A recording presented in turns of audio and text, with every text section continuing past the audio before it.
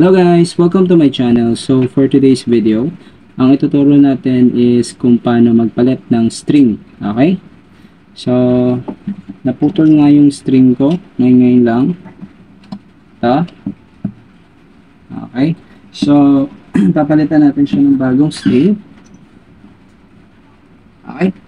So ito, para matanggal yung pin, gagamitan mo siya ng plies. Okay? Pwede kahit anong plies.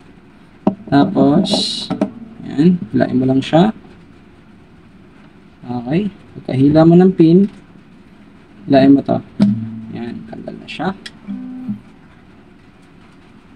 Okay? Tapos ilagay na natin yung bago nating string. Ito. So, itong bagong string na to guys, number 1 na string to, pag bumili kayo.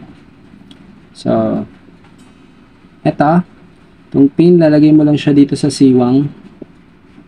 Okay, dito, sa hiwa na to. Hindi po. Lalagay mo lang siya. So, bali yan.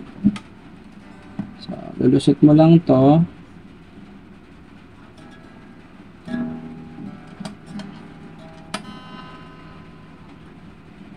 Okay. Tapos, tulak mo pa loob. Ayan. Tulak mo ang thumb mo. Medyo diin naman ng konti para nakasecure siya. Ayan. So, yan. Pag okay na guys, wait lang.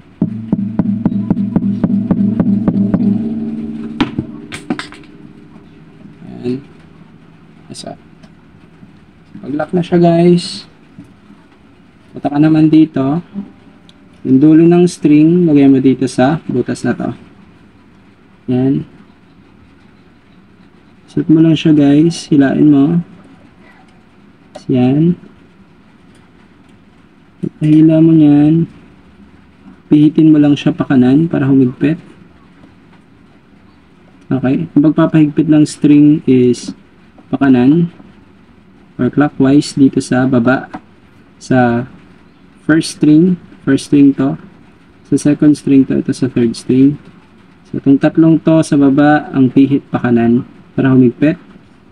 Sa taas naman, sa 4th, 5th, 6th string, ang 4th, 5th, 6th string, ang pihit niyan is counterclockwise. Okay, yun yung pagpapahigpit niya. Okay, ayun yung pang tight. Pang loose is pa kanan, clockwise. Okay, so yan. So, same process lang siya guys. Sa lahat ng string na to, kung ano man yung maputol na string sa gitara nyo, same process lang, kamukha lang ng ginawa ko. Hilain nyo ng plies. Lusot nyo yung bagong string. Tapos, yun lang. Lusot mo yung string dito. Tapos make sure na yung string is naka sa hiwa na to. Nakapatong siya sa hiwa na to. Tapos hilain mo na siya ng pakanan para humigpit. Medyo careful lang tayo guys sa paglagay kasi delikado yung string. Baka tumama sa mata nyo.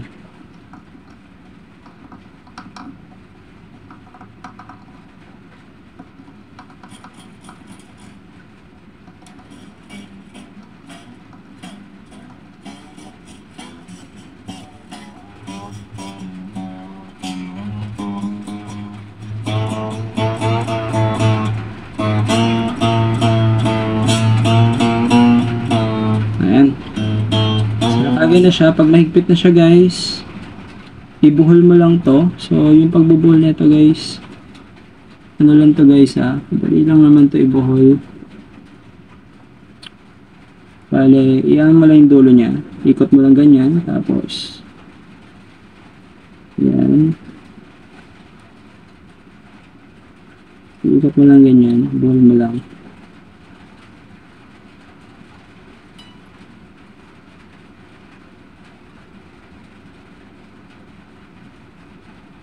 Okay, so ayan. Okay na siya guys. Tatono ko na lang siya. So, ganun lang guys, kung paano magpalit ng string, napaka-basic lang. Kung nagustuhan nyo tong video na to, please like and share. And thanks for watching guys. Kita-kits na lang ulit sa bagong video na upload ko, okay? Bye!